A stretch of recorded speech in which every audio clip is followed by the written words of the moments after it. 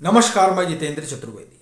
सबसे पहले तो आप सभी से आग्रह रहेगा कि अगर मतांतर से नहीं जुड़े हैं तो जुड़िए, वीडियो को लाइक कीजिए और साझा करना मत भूलिए। अरविंद केजरीवाल ईडी से भाग रहे हैं तो दूसरी तरफ ईडी ने तिहाड़ के दरवाजे खोल दिए हैं अरविंद केजरीवाल के लिए, और वो बड़ी कार्रवाई की तैयारी में।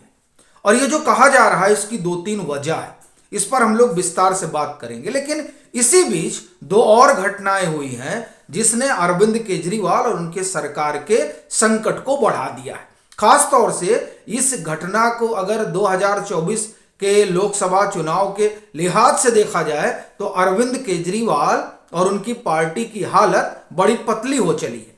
क्या कुछ हुआ है उसको पहले बताता हूं। देखिए, एलजी ने अभी एक और मामला है जो सीबीआई के सुपुर्द किया है जांच पड़ताल के लिए, और वो मामला भी इनके घपले घोटाले से जुड़ा हुआ है और वो करीब 223 करोड़ रुपए के आसपास का बताया जा रहा है।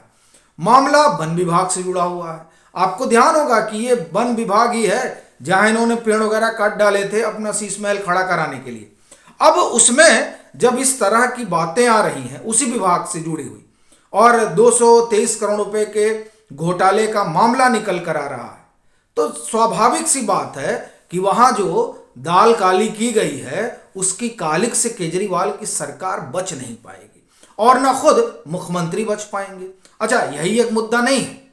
ये जो दवा घोटाले वाला मसला है जिसमें आप ये कहें कि सौरभ भारद्वाज के का ही वो मंत्रालय है और अब हाथ पांव फूल गए हैं क्योंकि उसमें भी 330 करोड़ रुपए का घोटाला हुआ है।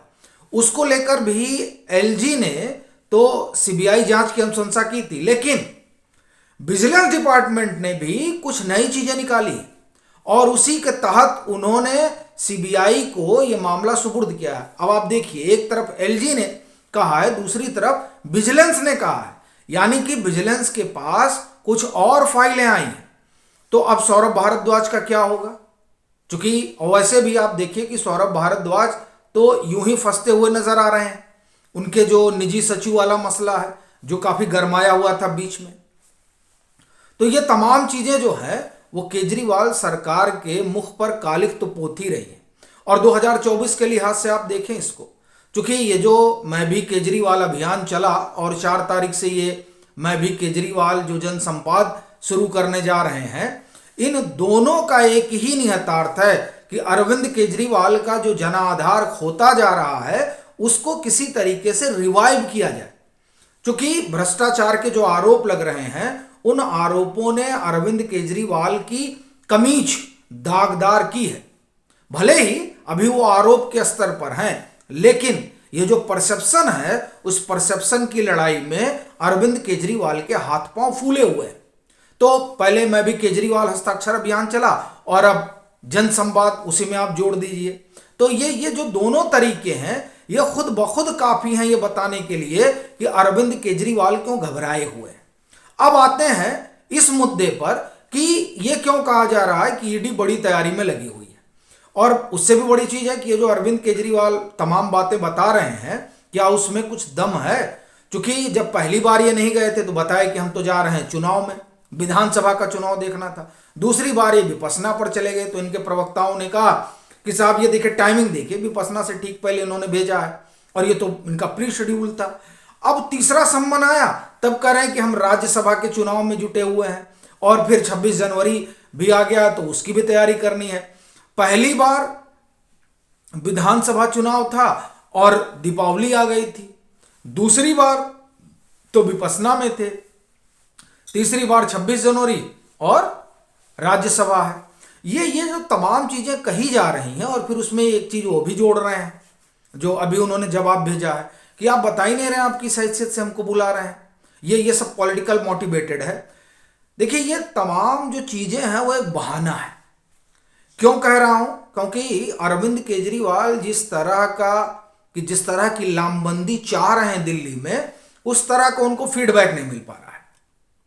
अब उनके तमाम नेता कह रहे हैं नहीं, जनता तो कह रही है कि आप जो है जेल से सरकार चलाइए, लेकिन अब अड़चन यह है कि वो जेल तो जाएं लेकिन लोग तो सड़क पे उतरे। उन्होंने तो रामलीला मैदान वाला मंजर देखा है जब अरविंद केजरीवाल एक्टिविस्ट हुआ करते थे, नेता नहीं हुआ करते थे। एक और दूसरा, अरविंद केजरीवाल के भीतर का जो आप ये कहें कि शातिरपना है, वो उससे भी लोग परिचित नहीं थे, तो इसलिए भी रामलीला मैदान में लोग जुट रहे थे। और ये चीज ये भी है कि वो अन्ना आंदोलन था। लेकिन अब तो लोग अरविंद केजरीवाल से परिचित हो चले हैं, तो अब ईडी इनको पकड़ के ले जाए और कोई सड़क पे ना उतरे तो ये तो अरविंद केजरीवाल के लिए बड़ी समस्या हो जाएगी। और दूसरा, वो बार्गेनिंग कर रहे हैं अभी इंडी गठबंधन में, उसमें कई पेच है। अब इंडी गठबंधन से बार्गेनिंग कर रहे हैं और खासतौर से कांग्रेस से। अब उस बार्गेनिंग पावर के लिए जरूरी है कि जब अरविंद केजरीवाल का जुलूस निकले तो उसमें लाखों लोग शुमार हो, नहीं तो जुमा जुमा 4 लोग अगर आएंगे तो अरविंद केजरीवाल से कहां कांग्रेस यहां बंटवारा करेगी? कांग्रेस बंटवारा करेगी नहीं, वो तो कहेगी नहीं नहीं ऐसे नहीं चलेगा, वो 7 सीटें हैं, 2 तुम रखो, 5 पर हम लड़ेंगे। जबकि अभी तो उल्टी बात हो रही है, यानी अरविंद केजरीवाल कह रहे हैं कि 5 पर हम लड़ेंगे, 2 पर आप लड़ लीजिए और 1 पर लड़ लीजिए, कोई दिक्कत नहीं है, वो कांग्रेस को दे रहे हैं। अब ईडी के यहां चले जाएं, कोई निकले ही ना तो इनका तो मामला गड़बड़ हो जाएगा। तो एक ये भी कारण है जिससे अरविंद केजरीवाल भाग रहे हैं और वो सोच रहे हैं थोड़ा माहौल बन जाए। लेकिन इन सब के बीच जो ये कह रहा हूं कि ईडी बड़ी तैयारी में है, दरअसल उसकी 2-3 वजह है। देखिए, सबसे पहला कारण जिससे आप लोग वाकिफ हैं वो ये कि आम आदमी पार्टी को आरोपी बनाया जाना है और इस मामले को 6 से 8 महीने में खत्म करना है। अब इसके देखिए, ये जो अरविंद केजरीवाल कर रहे हैं उसके 2 ही मायने हो सकते हैं। पहला तो ये कि उन्होंने मनीष सिसोदिया से पल्ला झाड़ लिया है और तय कर लिया है तुम इनको जेल में सड़ने दो, मैं नहीं कुछ बताने वाला। क्योंकि अगर ये 6 से 8 महीने में ट्रायल पूरा नहीं होगा तो आप देखिए कि ईडी के पास ग्राउंड रहेगा ये कहने का कि ये लोग जांच में सहयोग नहीं कर रहे हैं। और ये चीज मनीष सिसोदिया की तरफ से भी हुई है। कागज पत्तर को लेकर किस तरह से बताया गया, कभी उल्टी कॉपी आ गई, कभी सीधी कॉपी आ गई, कभी आपने हार्ड कॉपी नहीं भेजी, कभी सॉफ्ट कॉपी नहीं भेजी। तो इस तरह की तमाम चीजें जो है वो मनीष सिसोदिया की तरफ से भी होती रही हैं और अरविंद केजरीवाल एक तरीके से टाल मटोल कर रहे हैं। तो एक तो ये कारण हो सकता है कि इन्होंने पल्ला झाड़ लिया। और दूसरा जो बड़ा कारण दिखाई दे रहा है वो ये है कि लोकसभा का चुनाव है और चुनाव के दरमियान अगर ये चीजें चलती हैं तो आम आदमी पार्टी ने जो अपना एक पैराडिज्म खड़ा कर रखा है वो तो भरभरा के गिर जाएगा। तो अब इन लोगों की मंशा ये है कि ठीक है कुछ दिन जेल में रह लो, लेकिन जो परसेप्शन गढ़ा गया है आम आदमी पार्टी को लेकर, अरविंद केजरीवाल ने गढ़ा, इनकी पार्टी ने गढ़ा, एक साहब हम ही ईमानदार हैं, तो कम से कम वो परसेप्शन तो बना रहे।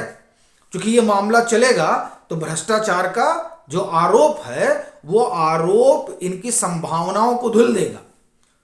और ये सिर्फ 24 के लिहाज से नहीं है, देखिए 25 में विधानसभा का चुनाव भी होना है और जो स्थिति है आज के समय में अरविंद केजरीवाल की वो बद से बदतर हो चली है।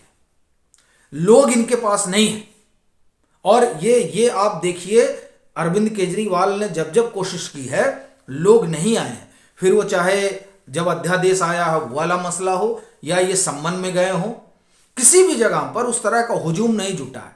और आप देखिए कि आम आदमी पार्टी खामोश बैठी है, दुबकी हुई बैठी है। ये वो आम आदमी पार्टी है जो 2013-14 में सड़क पर उतर आया करती थी। क्यों? क्योंकि तब इनके पास लोग थे, लोगों का समर्थन था, क्योंकि लोगों को भरोसा था कि अरविंद केजरीवाल तो एक तरह से आप कहें कि परिवर्तन की राजनीति करने आए हैं, तो ये भाजपा कांग्रेस से अलग है।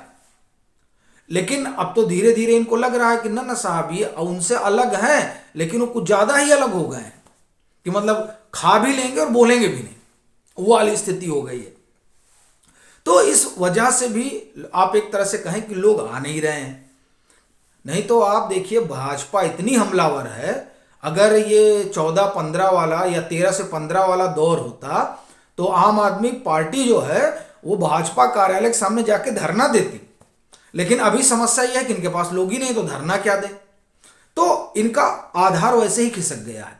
अब आम आदमी पार्टी को लगता है कि अगर ये सारी चीजें इस इलेक्शन के दौरान चलेंगी तो इनकी बड़ी शीशा लेदर होगी और 24 तो जाएगा ही जाएगा। जो 1-2 सीट की ये संभावना लगाए बैठे हैं, चाहे वो दिल्ली हो और चाहे पंजाब हो, विधानसभा चुनाव में भारी घाटा हो जाएगा। तो एक यह भी कारण है जिससे अरविंद केजरीवाल जिस वजह से आनाकानी कर रहे हैं। लेकिन चूंकि ईडी को ये मामला निपटाना है और जिस तरह से ईडी ने जो तमाम जांच पड़ताल की और उसकी जांच पड़ताल पर एक तरीके से मनीष सिसोदिया को जमानत ना मिल पाना उसकी जांच की सही दिशा पर मुहर है। तो इसलिए अब ईडी की क्रेडिबिलिटी भी जो है वो दांव पर है, क्योंकि देखिए ईडी पर चौतरफा हमला विपक्ष कर रहा है। तो इसलिए जांच पड़ताल तेज हो और समयबद्ध सीमा पर हो, इसलिए ईडी के पास एक ही विकल्प है, वो ये कि शीश महल जाए। और देखिए अरविंद केजरीवाल ने जो किया है, अब तीसरा सम्मन हो गया, तीनों सम्मन पर उन्होंने डिनायल कर दिया, तो अब उसमें एक ही विकल्प बचता है ईडी के सामने और वो यही कि वो सीधे जाए। और अरविंद केजरीवाल ने दूसरा कोई विकल्प छोड़ा नहीं, क्योंकि ईडी को इसे खत्म करना है 6 से 8 महीने में, सुप्रीम कोर्ट कह रही है। और 6 से 8 महीने का मतलब ये हुआ कि लोकसभा चुनाव खत्म होते होते ये केस खत्म कर देना है। तो ये ईडी के लिए भी चुनौती है और अरविंद केजरीवाल इसी से भाग रहे हैं कि चुनाव है, तो अब वो भाग रहे हैं और ईडी दौड़ा रही है। तो इसीलिए ये माना जा रहा है कि अब दिन ज्यादा दूर नहीं है अरविंद केजरीवाल के लिए, उनको बिहाइंड द बार जाना ही होगा, क्योंकि ईडी को ये मामला खत्म करना है। अच्छा, इसमें अरविंद केजरीवाल को कोई रेमेडी भी नहीं मिल पाएगी, क्योंकि ईडी के पास सबसे बड़ी चीज यही है कि साहब सुप्रीम कोर्ट ने कह रखा है मामला खत्म करना, ये सहयोग कर नहीं रहे, इसलिए इनको बंद रखना। यानी आप देखिए अरविंद केजरीवाल अपनी ही फाइल कमजोर कर रहे हैं, सम्मन हो रहा, जा नहीं रहे हैं। अब जब अरविंद केजरीवाल को ईडी धरेगी तो उसके पास सबसे बड़ा ग्राउंड ये रहेगा कि जांच में ये सहयोग ही नहीं कर रहे हैं। तो इस लिहाज से अगर आप देखें तो ईडी ने बड़ी तैयारी कर ली है और उस तैयारी का ग्राउंड खुद अरविंद केजरीवाल ने दिया है।